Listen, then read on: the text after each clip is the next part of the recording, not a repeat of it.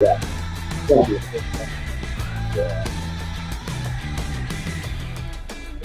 Yeah, she left it. We can't do it.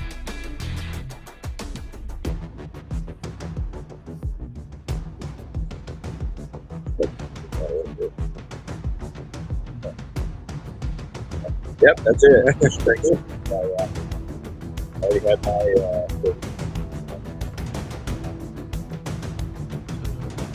good job.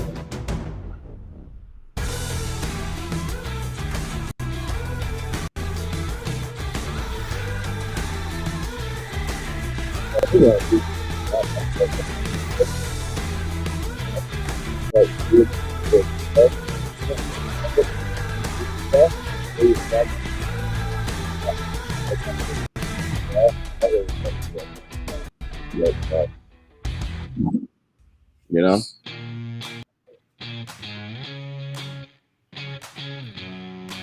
I'm all set. You So we just got a couple minutes. you eat your Wheaties this morning? That's still okay. No Wheaties. No Wheaties? Yeah, it's probably bad for you. You know, it's got all those rules. Probably bad. Right? You know, all this good. I remember when I was a kid, I was not eating Wheaties doing that. Yeah, well, because you do have to grow up, you know. So, yeah. It is. Tacos good for you. Yeah. That's really hard. You know, tacos. You can't put Italian food or Mexican food.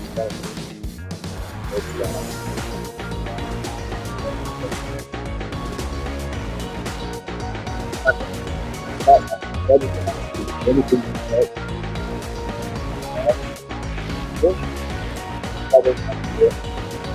all right. Oh yeah, yeah. No. Oh yeah. Yeah, it is. Why was good? Yeah. Unbelievable. You see how they really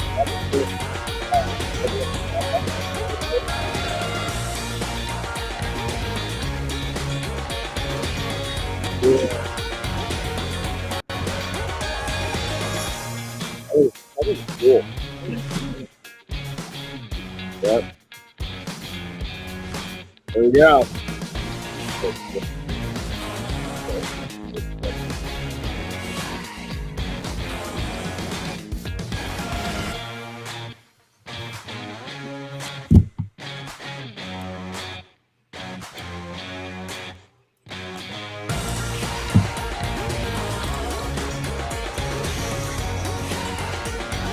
Let's see seconds. Yeah.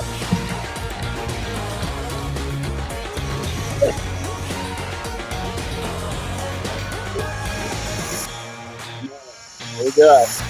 1 second, 0. Good morning. What's going on? Hey, not a lot. It's another week of training up there. You lost a guest already, I see. We lost one already. Yeah, she's coming. Yeah, she told Chris and I that we stink. Yeah. That she couldn't stand sitting by us. So I can understand that. So hey, we got a cool. It's a family affair.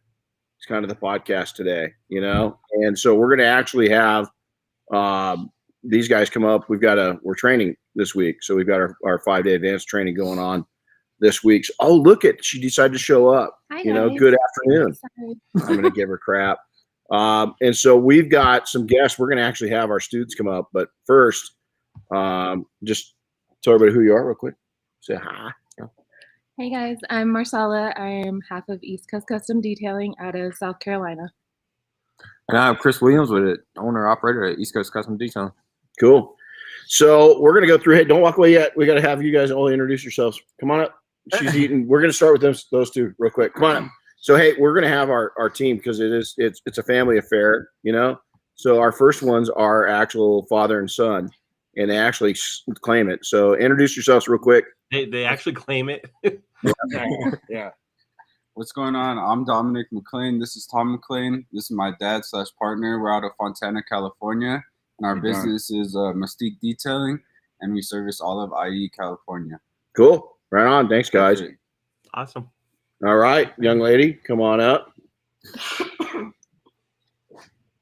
That was good. I'm Chris LaBelle out of New Hampshire. Yeah, right on. What's the name of your company? Cardigo Detailing. Right on. And you've been detailing for a while. How many years? 10. Right on. Cool. Well, welcome. Thank you. Cool. We've got one that just took an emergency call for his company. They own a couple different companies, so he's back there. So we'll have him come up here in a few. So it's man, I'll tell you, we had a busy week this last. I mean, like the last since we were on last, like a week ago. Yeah. Well, let's see. What did we do on Friday last week? We went to an IDA meet and greet with up at Oscar Hernandez's shop, 805 Detail Shop up in Ventura.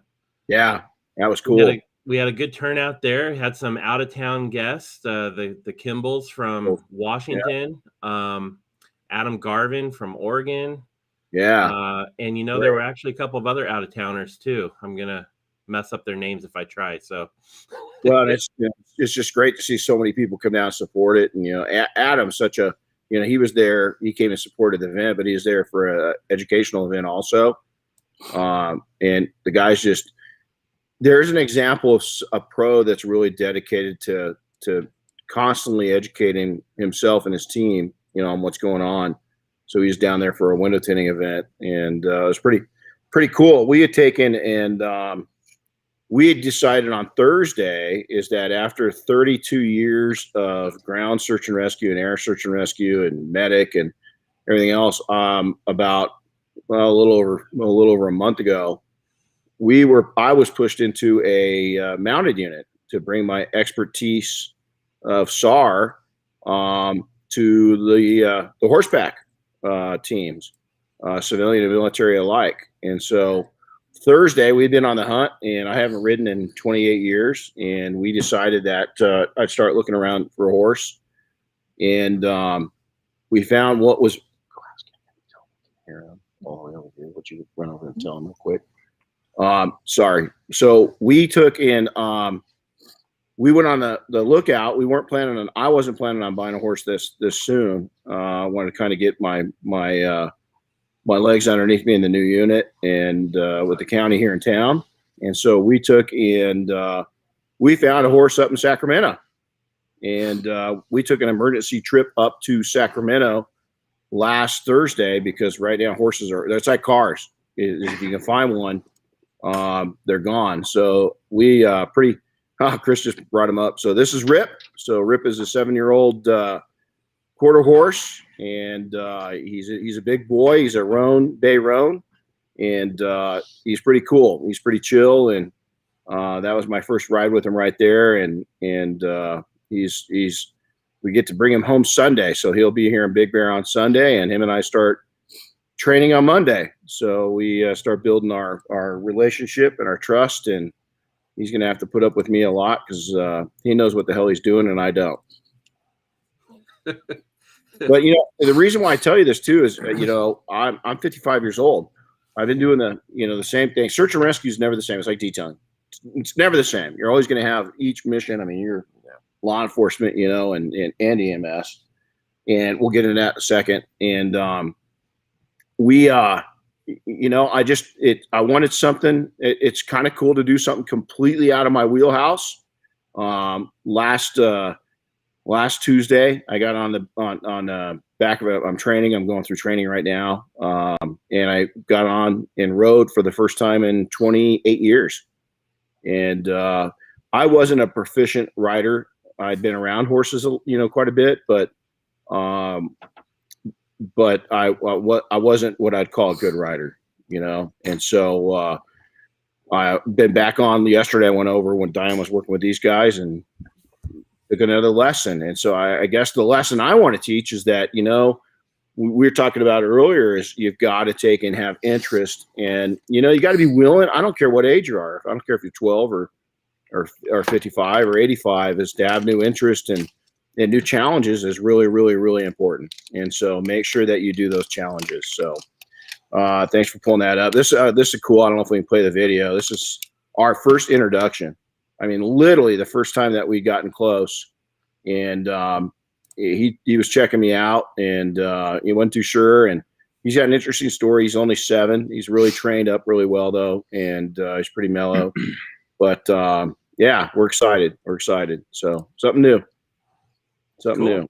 And it plays into, we're starting a nonprofit, and we got several detailers involved in this, and we're gonna go after several things. We're trying to figure out the name right now, but the horses are going to play into the nonprofit. So we talk a lot about that, putting back in your community. So not only, and this is kind of the funny thing, because his birth given name is Rip, R.I.P. So rest in peace.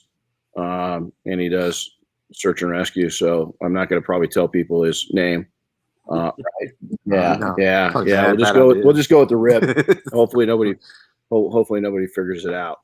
So with that, let's jump into this. So family affair, why was it called this? Is, these two are a couple that are dedicated to life, the journey of life and business. And they've jumped into the detailing industry. So I'm going to ask them both this, is that why detailing is, what led you to detailing? And so you want to go first on this one? Yeah, I'll go first. So real quick, it was therapy for me initially, and then it just grew into a passion. Of course, I always had to keep my apparatus and my vehicles, immaculate shape, and did that. But after a while, it became like a therapy. So I started working on a bunch of buddies' cars, and broke me away from real world stuff that I was having to deal with. So that's how I got into it, really. And still to this day, I got to throw my headphones on, or at least one, and go to work.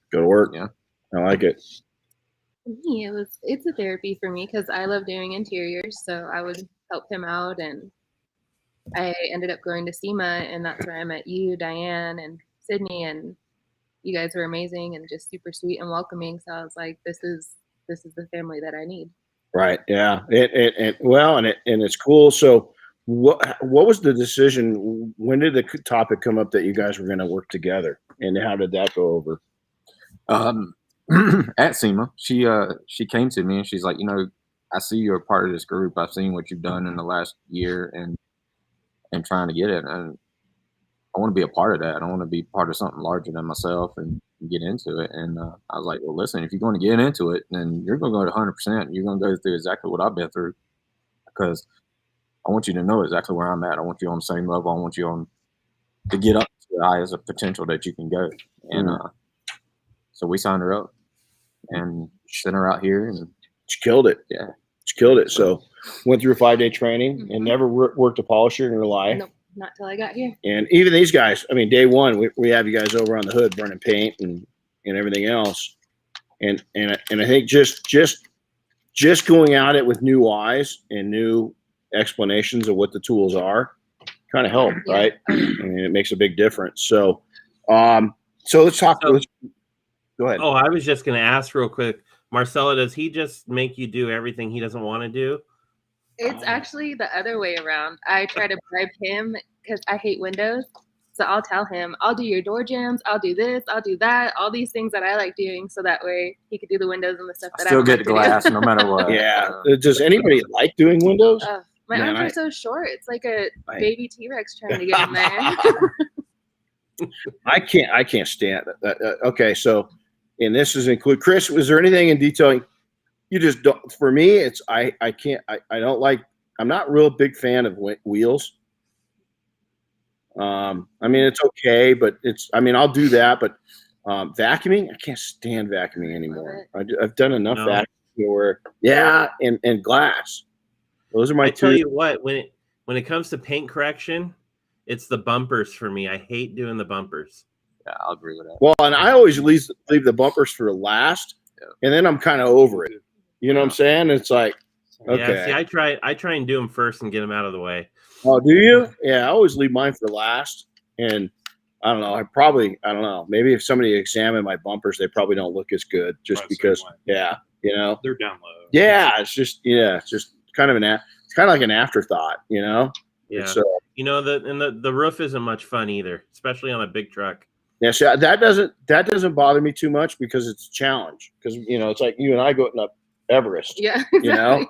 Is we've accomplished something big when we get the roof on a big truck done because you can't reach it. So I got a secret weapon though. We were talking about it earlier. Since I like to eat tacos, my midsection is a little patty.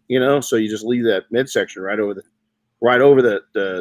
rail. And you can reach anything you want. And you don't hurt anything, So Bob Phillips would probably bend the truck, Oh yeah, or dent it.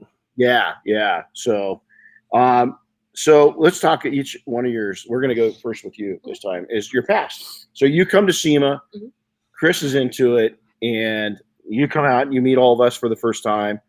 You're at the. That's like the Super Bowl of all the automotive events. So what's your thought pattern? What were you doing at that time, and were you ready to move on? I was working 2 different jobs. I was customer service for a retail store in South Carolina, and I was doing nails. So I was kind of over the customer interaction part. The mean customer interaction part, because after COVID hit, everybody just got nasty. Like people were so rude, and I was kind of over it. And like the thought of just me in this interior, not having to talk to Chris, but not having to like interact with people. Chris was enough. I have to talk to Chris. Yeah, have to talk to Chris. But just the thought of like being able to relax and not feel so tense, that was my biggest reason for my jump. Was like I was tired of dreading doing something and going into my job. I wanted to be happy. That's cool. And that's what I found in detailing. Was just like I found my calm. I found where I could zone in on things, and it was my thing. So now that you've been into detailing for a while, do you have days where it's like you're not into it? Sometimes, but it's not too often. No, and I still go do it, like, because I'm sitting there and I'm like, well, I'd rather be working on a car than sitting here moping around doing nothing. So I talk myself out of it. It's easier for me to talk myself out of it now than it was working retail. Yeah, I shared this with you guys earlier in the week as I was telling my son. Son was saying something about, he's having a tough day. And I said, just think there's somebody somewhere that is going to Walmart that's going to spend 30 years going to Walmart to work, that hates it. And it sucked every bit of their life and their soul. And I said, but just like that, I said, there's an attorney somewhere that went to school, prestigious college. He's going to his law firm, or she's going to the law firm. And that job's sucking the life out of him just as much as the individual going to an entry-level job.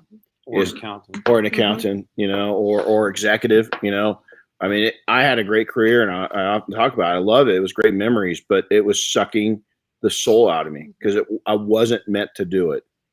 Does that make sense? I was not meant to do it. You can look at the money, you can look at the prestige, you can look at all this stuff. But listen, the world's changed. We had a very short time in our history to where jobs were prestigious. Everything before that, you were basically slave labor, and everything since then, you're basically slave labor. I hate to say it.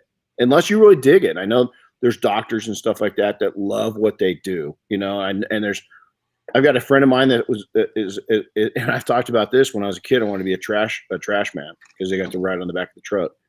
That was my whole theory.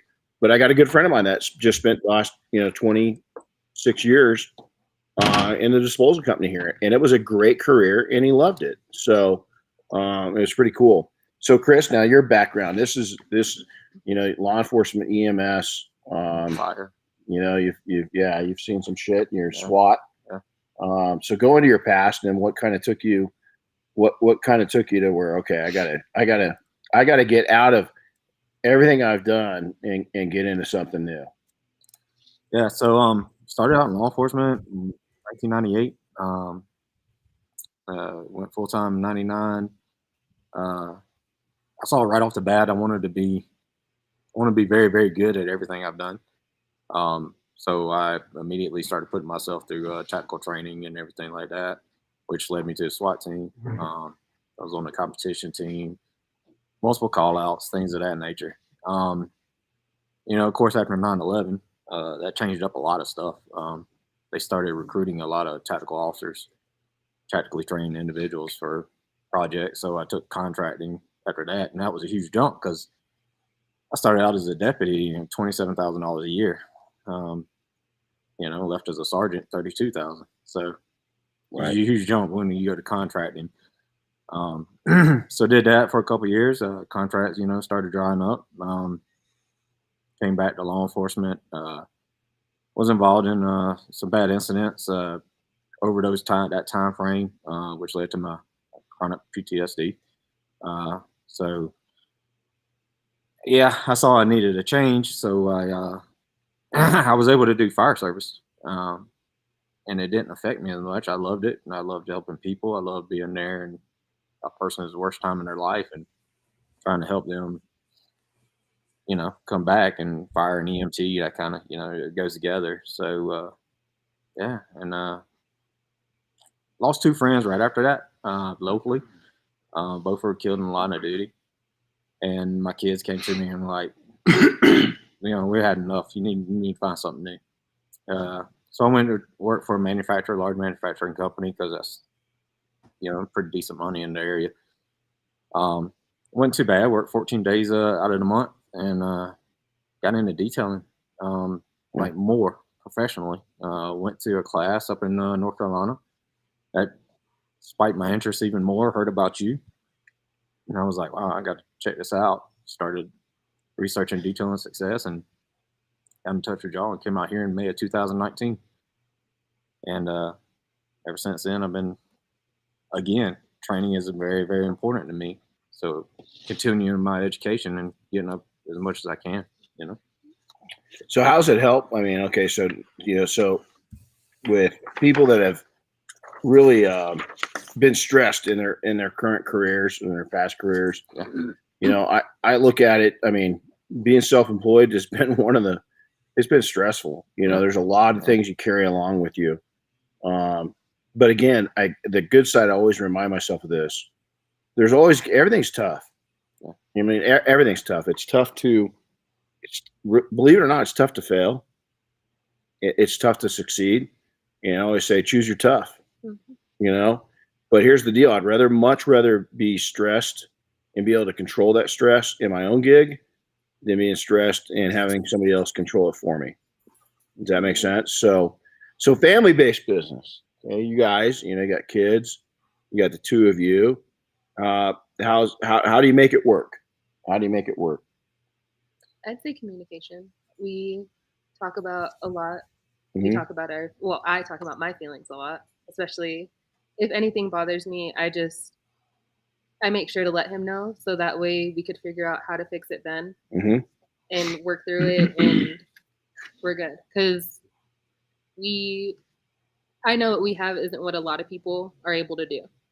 So I would rather fix it and work on it than just be like, forget it. I'm mad at you. That's it. Like, Right. There's no reason to do that. It's literally just talking, like, just talk it out, and then you fix what you got to fix. I like it. Yeah. She's always the one to kind of get a little spastic. I've always had a very laid back demeanor.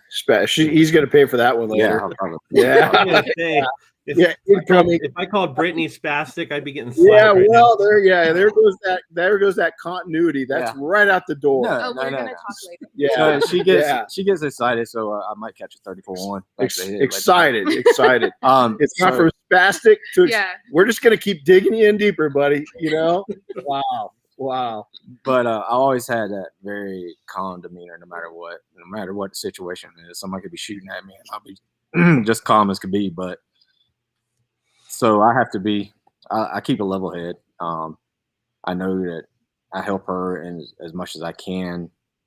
When she starts to get concerned or worried about things, it's just like, no, just break it down in your process and work through it. And I think she'll agree with that. That sometimes she does get I do. a little overwhelmed. So, and I can just try to bring her back down to earth a little bit. Well, but here's that some people would say that's magical because you've got one with one type of personality and one with the other. So I think that a lot of times helps, but it also can be fuel in a match, because Diane and I are dead opposite, right?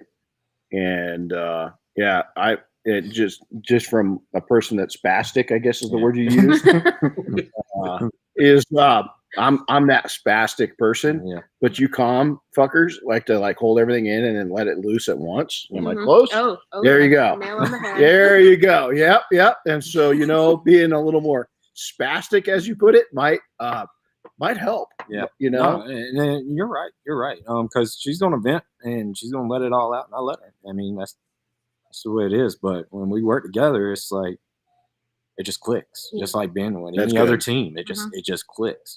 She's reading off of me, I'm reading off of her. And do you guys know definitively what your lanes are, or what each one does? Not just interiors, exteriors, windows, wheels, but what about the books, and what about the money management? What about the marketing? So do you guys have it defined? Yep. You do. That's cool. She handles like TikTok. She can make great TikTok videos. I am not as well. But like social media marketing, Facebook, IG, stuff that nature, Google business, I manage most of that stuff, and the books and the CRM and everything. So that's cool. So you guys collectively have been to a lot of industry events and projects and everything else. You've met some amazing people. Amazing. So what are going to those events? What do you get out of it? I mean, one of the things that, I'll take in, I'm going to throw it up. You made a lot of notes here. Yeah. Meeting people, the presidents of company, Bob Phillips. Dave Phillips is the chemist behind it. You got Gordon McCall. Yeah. That guy started out as a detailer, and it puts on one of the finest events in the automotive world, that we've been involved in. SEMA, Mobile Tech Expo, all these different events that you've gone to, and all these different people. So meeting these people, what's it do for you personally, and what's it do for your business? Personally, for me, it lights a fire under me.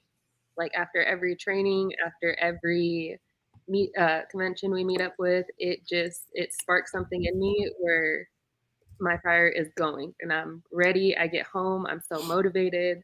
It gets me so hyped. Got you. For me, like you said, Gordon and Bob, one thing that stands out about me, these are guys that came up in this industry, and they're very humble.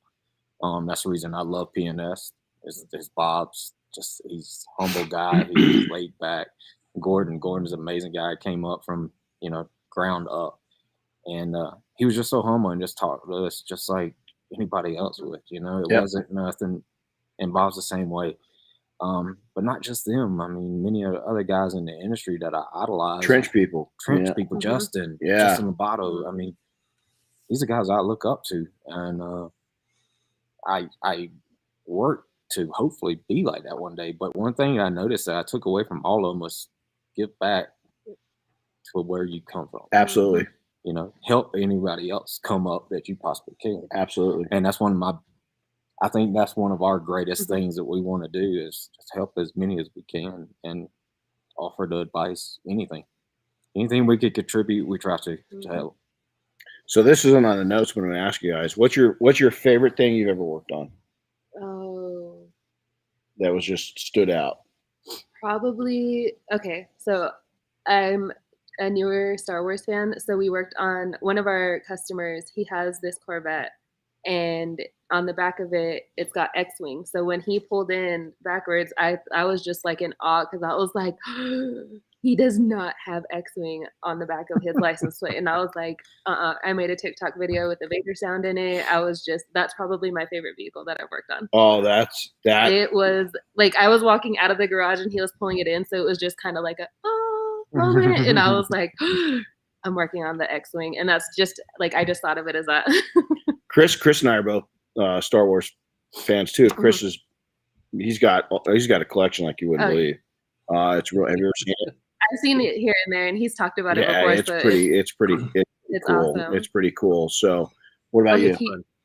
his tattoos. He's got a whole Star Wars I sleeve. know. That's I was looking at that all week, man. It's like, wow, pretty cool. My greatest thing I ever worked on. Wow. Well, I guess you know. Air Force One. Air Force One, the B-29. Definitely two of the greatest things I've ever worked on. To touch something with that history, right? The history, and when you go up there, you're thinking, "Oh, look at me, I'm going to." No, it's just so much bigger than what you are. Oh yeah, it's so much bigger than what you are. Diane and I were watching we went in and just watched a little bit of Netflix last night. We're watching a miniseries on SpaceX and going to space. And that airplane, I completely forgot about it. Johnson or Nixon, I can't remember who was in office when the astronauts from I believe it was Apollo 11 came back.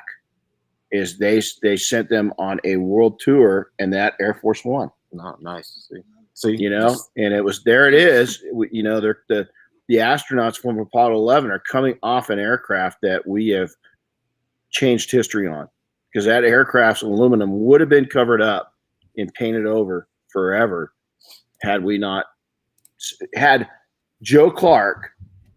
Let's give credit where credit's due. You guys know winglets. Wings on the end of the airplanes turn up down. Joe Clark, one of my customers, was the inventor of those things. He's the one that got us Air Force One. And so had Joe Clark not done that and seen something in me, in ability and you know what, he himself, because he funded part of it. He wanted it. He did not want history covered up with paint. Why were they going to paint it? They're going to paint it because the aluminum was in such bad shape. Boeing didn't think they could bring the aluminum back. And so I said we could. Joe said we could, and we did.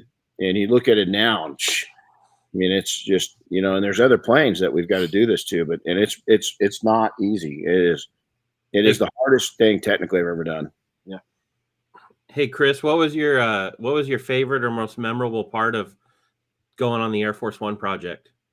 Wow, well, first off was getting that phone call for the team. We recorded it. We've got it. You should have recorded it at home. Yeah, I got lifted. I knew that the was going to air. be a special team because of the numbers. And when Renny called me that Friday, I was thinking, okay, he's going, hey, maybe next year. No, it wasn't like that. I had such an amazing week that week, but it was working on the tail section of Air Force One. Because I went on the flag, polishing out the flag. And I don't know why, but it was. I'm up there polishing it out, and I get to thinking about really close friends that I'd lost not too many years ago, and their families and their kids, and I just dedicated it to them. Everybody I'd lost, military and law enforcement and fire EMS back home, and I teared up. I couldn't even see what I was doing, and Bill Quinn we had to talk for a minute, just to give me. A breather. It's a big flag up there. It is. It doesn't look big. They get up on that tail, and it's like, damn, that thing is huge. Yeah. It is literally the size of that banner behind you guys, which is a 10 by 10. Yeah. It's bigger than that. It is massive when you get up next to it. And so those that don't know, we only we have law enforcement, military, EMS, and then loved ones that had people that serve in the military. They're the only ones that touch that flag. So they go up and do that. That's the priority. So it's pretty emotional. Yeah. When Doug asked me, and he told me, hey, I want you to go up there and do that. I was just like, I was floored. Yeah, it's pretty special. So hey, let's make an impact, Chris. Let's make a difference. So right now we want to thank P&S for taking. We're going to go through and right now give you guys some tidbits from these guys, some questions I think are the most important questions of the day.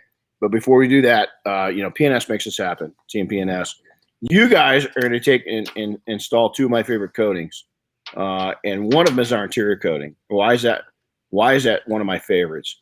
Because it preserves interiors, and it really does a good job for your customers, and it makes you guys money. The other one is Soul. It's our 1 year. We're going to teach you something right now. A lot of our teammates are making $150 to $200 an hour on, and and it makes your customers real happy. But when it makes your customers real happy and it puts coins in your pocket that quick, those are two of my favorite. And the interaction. It's got a great water show, you know, when it's on the car. Everything about it's really good. So we want to thank P&S. So, okay, here we go. And we're gonna break into this. So let's talk about leaving your full-time jobs. That is that you know, for me, I mean, how do I put this? Fear for me is a really good propellant. That's why I do what I do. You know, jumping on that big old horse this last week for the first time in 28 years, I was like, this thing does not have a throttle. This thing does not have a brake. It's got a brain. Everything I'm used to driving and riding is got, you know, one thing in common is I'm 100% in control. And if this thing decides I'm not in control, I'm not. And yeah, you just got to tell them to stop. Yeah. So, okay. So yesterday we were going to talk about that. I'm riding. They put me in listen, is if horseback riding, if you could have training wheels on the horse, I'm still at that stage. You know, I'm not pretending I'm badass. I told her, take me all the way back. You're an ass. So yesterday, I call him up, and so she's taking me to the arena to start doing some, you know, more precision riding, right? So I'm riding over. Well, she didn't tell me, and she didn't think about it, that the horse I'm on, he's got an arch enemy, and the arch enemy is right next to the entry of the arena. So I'm taking him wide to get him to go back in, and I got to duck through a little small gate, right? Well, those two start having a beef, and she's like, "Oh yeah, I forgot they don't like each other." And so he just decides to take his own mind, and he's walking towards a truck. And I'm trying everything, but I'm a little bit freaking, right? Because this horse wants to kick this one's ass, and I'm on it. And that one's big, a lot bigger than this guy. So Tucker's his name. I'm riding Tucker, and I'm going, "Hey, Tucker, man, you know, dude, no. And I'm giving him I'm screwing everything up, right? He's like, "Dude, I know you're green. I'm doing what I want." Well, he takes off, and he's following this horse, and he's going right for a car. And I'm telling him, "Dude, stop." And so I finally get, you know, I gain my composure. I get him to stop. And she goes, "Hey, just a reminder. Yeah, when you tell the horse to stop, he doesn't listen." You know? So, hey, thanks, Chris. Appreciate it. Thanks for bringing that up. Rick Walling says that you're not supposed to say stop. You're supposed to say whoa. Yeah, well, whoa doesn't working either. I was saying all those damn words, man, and nothing was working. All I knew is I saw a really nice Jeep, and this horse was, from my perspective, was going to go right over the top of this Jeep. So I was like a little bit, you know, it was 30 seconds of not panic, but controlled chaos. That's a good term. Yeah. Controlled chaos. So you guys, both of you, right, left jobs. Mm-hmm. So I mean, you know, again, when I left mine, it wasn't scary, but it was, you know, when I wanted to make the decision when it was right, and I didn't want to premature. I didn't want to get, you know, overconfident. I didn't want to get all that. So let's walk through. First off, how long were you part-time? It was 2.5 years. Okay.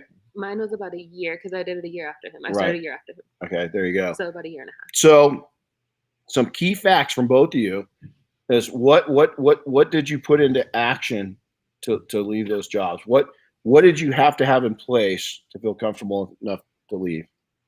For me, it was the knowledge. I wanted to make sure I went through enough training to know, like, if I have a question, I can ask him, or I know it myself now. I don't have to go to him to ask as many questions about what should I use, what should I do, what do I grab, what towel. Mm-hmm. I wanted to know that I could do it without him there. You didn't want to be spastic. I did, yeah. I wanted to have my own. I wanted to try to calm myself, and I couldn't. I love it. I love it. Stir that pot. Yeah. We're just gonna. You guys are gonna have an interesting day. You're gonna see these guys going off to the corner. It's gonna rock 'em, sock 'em robots. You know, a little. Get a knife hand over there. That's it. She's little and she's scary. Yeah. You know. So what about you? Mine was more of the planning, saving money, making sure I had the tools and equipment in place. I did a lot of the training. Of course, that was very important for me. It always is. And the knowledge to put myself in a position to get out and to continue to build my company. and just make sure I had the jobs in the market there. My clientele is my family, really is. I have amazing clients, and I love them to death. And we built relationships. Yeah. So okay, let's go on. This isn't scripted either. Yeah. Did your clients? Did they know you were going full time? Did any of them know that you went? Yeah, it's crazy because when I finally made that move, literally the day I left after, we worked with a local builder and truck builder, and he was like, "I'm gonna send you all the work I possibly can," and it was like it just landed in my lap, just out of nowhere. The mafia meeting we had the other night, Diana mentioned about you never know what's going to come back to you when, and it landed right there. I built my reputation up. That right there, she was right. You never know when it's going to hit you. It's something major is going to land in your lap, and it was a relief. I mean, And you've since then, you guys have taken a risk in your company. You made changes, and good, bad, and ugly. I mean, risks are good, especially risks that aren't where I always ask myself on a risk: is it recoverable, and what's the impact going to be in the event that this thing just doesn't go as I planned? And if the risks are like controllable, like it's going to hurt, it's going to sting, but it's not going to. It's not going to dent. I might have a bruise, but it's not going to cut me. Man, I go for it. And you're right. We took a risk, and whether it be good or bad, I still learned from the bad. Absolutely. It was calculated risk, but Amen. I still learned a great deal from that bad experiences. I like it. Yeah, I like it. Yeah, well, you take not doing something, not taking a step is a risk also. Yeah. Oh God, yeah. Right. It doesn't, it's every decision you make, whether it's to move forward on something or just to stay where you're at, is still a risk. Yeah. In search and rescue, I'll take and teach either the, civilian or the young soldiers is, when they get up on ropes for the first time, whether we're just going over a kind of a area that could maybe cause one of us to slip or fall, or we're just carrying, or if we're going vertical, if we're going over the edge, is I always teach them, listen, I'll get up on and I'll have my rope attached and I'll have another rope right next to me and I'll lean into it. And I said, listen, I mean, I'm secure right now. As long as you don't do anything stupid, this rope is your lifeline. And I said, I have double checked all my knots. I've double checked my anchors. I've double checked everything, triple checked it. And I said, it's only when you do something stupid and I grab the other rope that's got weight on it, I throw it, and the anchor was bad. And everything comes over the side. And I said, that is death. You're gone. Or you're mangled and you want to be dead. And I said, so it's the same thing in business. It's just check your anchor points. Check your knots. Check and make sure everything's good. Now, could I get bruised up? Oh man, I've come down some big descents, gone up some big ascents, going up, and I've gotten, I've had to pass over stuff. We've had to bring people up or down, and in doing so, I've lost every single fingernail on all 10 fingers has been gone at least twice, and on my right hand, all 4 of them were gone at the same time twice. And so was there losses? They grew back. They're here. Did it hurt? It sucked, But I'll tell you, my kids were little at the time when the last time it happened. And I was like, look at that. And they're like, whoa, you're crazy, And I was like, yeah, you just remember that, You would tell your future boyfriends that because I'll rip their fingernails off, And so, listen, and to this day, one of the things that, and I hate to keep going back to this, but it's again, I'm going through something brand new in my life that is pretty much brand new, and I'm doing it at an age where most people my age are sitting down. And here I'm going and I'm figuring out, and that's why I got Rip. He's 7. I calculated out my average age of when I'm not going to be able to ride him anymore. And he's going to be at the end of the time where I can't ride him anymore anyway, I mean, I looked at that factor because I wanted him to last that long with me. Is that, here's the deal. Is there a risk at what I'm doing? Yeah. That's what I like. Could I get thrown and hurt? Yeah, I could. But I'm going to tell you in life, right? You can get thrown and hurt. walking down the damn curb, Mhm. you know? And don't be, you gotta fear. I love fear. It's a great emotion. It keeps, man, fear. Woo, watch it. Warning sign. But don't paralysis by analysis. Go when you've looked at your anchors and you've looked at your knots and you looked over and you cleared yourself. You got the rope protection over the side, so it's not going to braid the rope. You've got good rope. You look at the inspection tag. Guess what? You're good to go. You're going to be okay. That's what you guys did. Yep. You did all those things. So now, what was the final green light? When you take us back to that day where you said, I'm quitting my ball and chain. My ball and chain is gone. So I'm going to hear from you first. That you decide, I'm going to go in, I'm done. What was that? How scary was it leading up to that day? And then explain that day and explain the next day. Well, Hers was easy. and like I said, COVID had hit. Customers were nasty. They were rude. They were entitled. They didn't care that you were coming in, risking yourself for them, type of thing. Mm-hmm. Management started getting stressed and everything, so they were taking it out on us.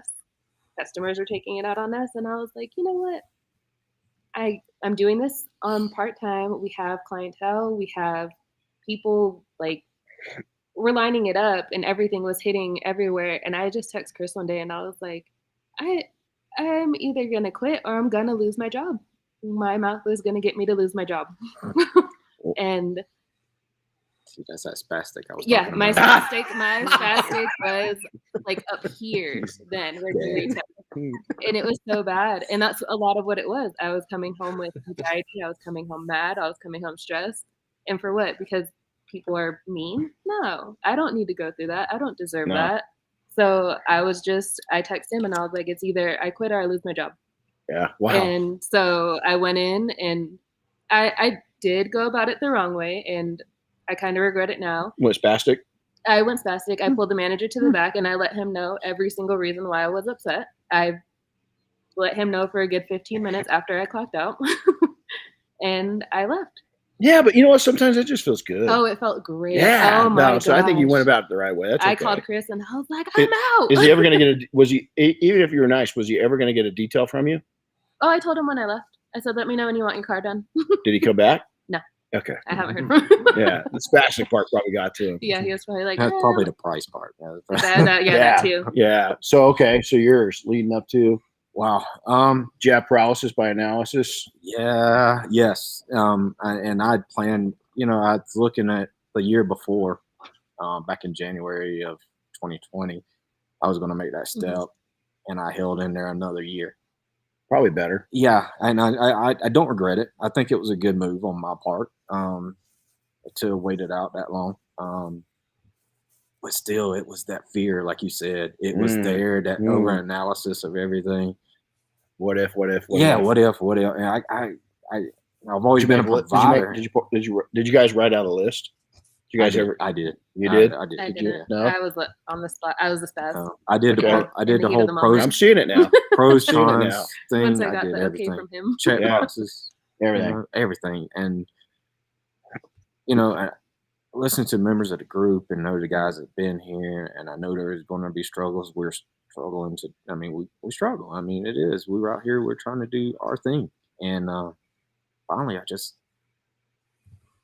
I turned in my notice. 2-week notice. I was a supervisor, so I definitely had to get some people trained up in positions to take over for me. And but I knew they were in good hands because I'd already been doing it. So my crew that I had was amazing.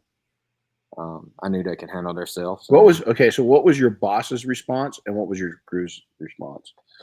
My crew was happy for me, man. They had always been so supportive of me. I love those guys to death. Matter of fact, I hope they watch this because I know they will. They're still so supportive, and I get text messages constantly. My crew was actually my best hype people. It was crazy. They loved me. I was their friend. I was their leader. And I never saw myself as a boss. I was always a leader. I hate that name. I hate that term, boss. Yeah. it's just that gives off a wrong impression for me. Yeah, I never liked it. I never liked calling somebody my boss, and I never liked somebody calling me boss. I hate it. Yeah. You know? And my manager, I think it kind of let the wind out of his sail a little bit, you know, because I took pride in what I did. I tried to make my crew and promote as much as I could. And I think he took it. I think he took it rough, you know what I mean? Mhm. But he knew that's where my heart was. Good. He knew. Good. You know? Good. Okay. Any pointers? If you had to say, if each one of you had to give one pointer to somebody getting ready to leave the ball and chain, to leave their careers, what would it be? Make sure what you're doing makes you happy. I like it. Happiness. Plan, save up. That fear is going to be there. Let it drive you. Don't let it hinder you. Let it push you towards your goal. And just get out here and do it. You can do it. Mm-hmm. Just get out here and do it. I think the key thing you said, two things, is that you really enjoy what you do, Mhm. because there's going to be times to where it's stressful. You're not going to go into small business and not have stressful days, times, weeks, months, years. Yeah. It's going to happen. Mhm. That's how you handle it. And then also getting your mind right of going and taking some time off and doing things you like to do that's outside. I'm telling you, the most, we were talking about it, your shirt yesterday, is that average is broke and is weird is wealthy. And I think that to stay on the kind of weird side in our industry is you got to have a lot of outside interest. I think that outside interest actually keeps you sparked and keeps you hungry, believe it or not. I think that it might be bowling. It might be, it can be anything that you really, really dig. I've got one of the most macho guys, Wally Kaiser, and I don't know if Wally was on search and rescue with me. He's one of the toughest warriors I've ever been around in my entire life. And if you look at Wally, he's not a big guy. He's a slender guy. He's very mild when you meet him. He's one of the most driven individuals I've ever met. He's one of the most intelligent men I've ever met. He's got a heart of a lion. And he could still, at probably close to 60, do things now that I wasn't able to do at my peak. That's how tough this dude is. And I asked him one day, he's a machinist by trade, and can build. He's a MacGyver on steroids. Him and Dave Guthmiller both. But Wally was a goat. He could go anywhere and he could do anything. And I once asked him, I said, Wally, man, I was young. I was in my 20s. I said, what you're really smart for being so young. And he goes, I got a lot of interest. I learn a lot about a lot. And I never get into something without being the best at it. I was like, wow. And he's really into off-roading and overlanding right now. And his Jeep, it's just stupid, what he's done to it.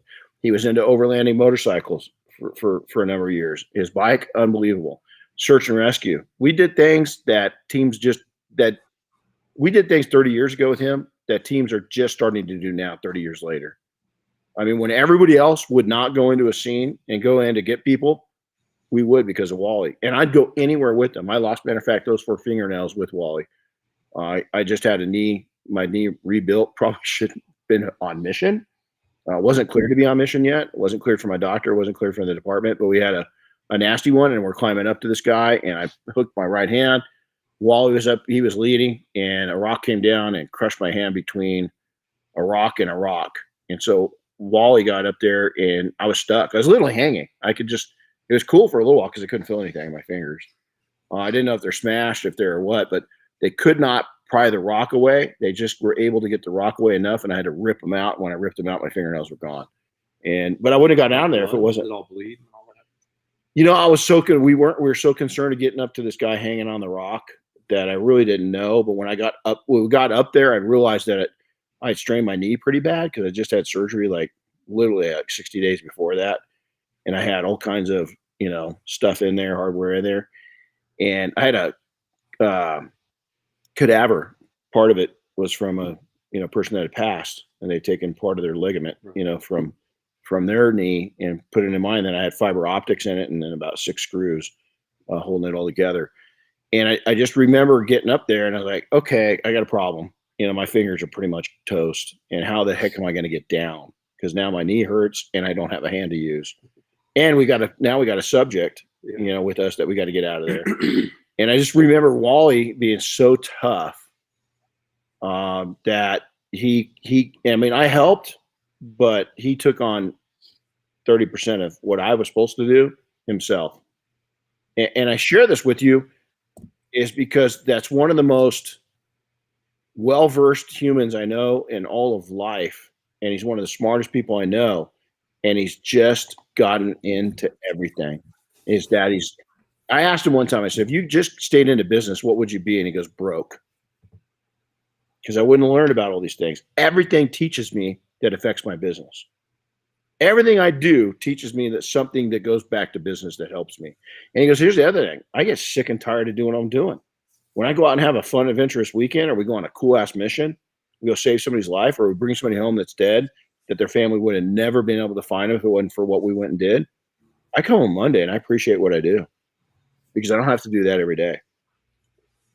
I was like, wow, man, that was, yeah. So let's go into this. What's next for you guys? Real fast. I wanted to back up to something we were talking about a minute ago when they were talking about the days that they left their jobs. I left I don't know if corporate job's the right word. We had 20 employees at the time, so it wasn't a huge company. But when I left, there were a number of things on my mind that I wanted to share, but I didn't. And, I think, being careful not to burn a bridge is an important thing to consider. And not just because maybe you'll want that job back. In fact, hopefully you won't, but you're in the same community as those people, whether it's a big community like LA or a small town, either way, you're part of that community and you never know when your paths are going to cross. You never know, it's such a small world these days. You never know when some connection is going to be made as a result, Yeah, that's a great point. I left, I worked for a company that was out of Ireland that just came to the United States, big company. And I was director of business development for them. And I left and I gave them, I think it was an 8-week notice, I think 2 months. Cause I knew I had to, get somebody in to take over what I was doing. And it was going to take a while. And I remember I was about a year into our business and it was, it was going into winter. And so, we were in the Rocky Mountains of Idaho, and it was our first winter and it was slow. Right. And I was like, we're going to have to figure something out. All of a sudden my phone rang, Chris, to your point. And it was my old boss, Mike Scott. And he goes, hey dude, how's it going? He says, yeah. I said, hey, you remember that project we did up in Washington? So yeah. And he goes, we're getting ready to build that thing out. And we're really unclear on a couple things. Is there any way you can come and spend like a week with us? We'll hire you on just to come help us through this little period. And I went, yeah. And he threw out a number of pay and I went, well, that gets me through part of winter right there, just in a week or 8 days, whatever it was. And they ended up doing that 3 or 4 times. And it was really a lifeline that came down and really helped me out through those tough times. It really did. And I hadn't really thought about that. I hadn't thought about that in 20 years, since you said that. So good point. So, hey, so what's next? What are you guys doing? Well, the shop hunt continues. We're still trying to get a brick and mortar there locally. We've been hunting, and it's the market's pretty dry. I wish we had a lot of stuff like the West Coast guys do. Yeah, it'd be amazing. Like at Oscar's shop, I wish I could find something like that. It's a cool shop. Oh, man, it's perfect. That's exactly what I could do. I could do the P&S storefront up front, work on the cars, and one of us can break away, take care of a detail customers as they come in, sell products. Absolutely. So growth, we are planning on adding another employee to help us out. We are very familiar with this individual. Matter of fact, he has goals and set, and we want to help him reach those goals in the future. He's a very young kid. He will be here with you next month. Cool. So he is awesome. Off to a good track, and we want to make sure we can help him out as much as we can, build him up. That's cool. Mm-hmm. Yeah. That's cool. He's a good kid. He's a really good kid. So, how do people connect with you guys? So you got TikTok. Yep. We're talking TikTok. We got TikTok. We've got it's under ECC Detailing Mhm. for East Coast Custom Detailing. We both got Instagrams. His is Chris _ ECC Detailing. I'm Marcy _ ECC Detailing. Then we have our business page, which is East Coast Custom Detailing LLC. We're both on Facebook under our Chris Williams Marcella Loza. And then we have the East Coast Custom Detailing Facebook page as well.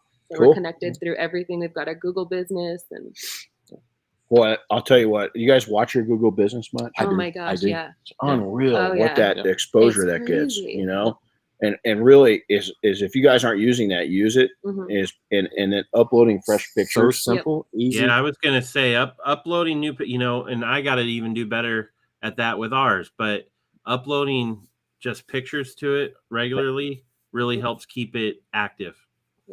Yeah, it's pretty amazing. So, well, hey, we want to thank you guys. This has been fun. Yeah, We got to thank get you. you up. You're back over there. Come on, you got to introduce yourself real quick. So we had MIA student. So Hi, I'm Brad.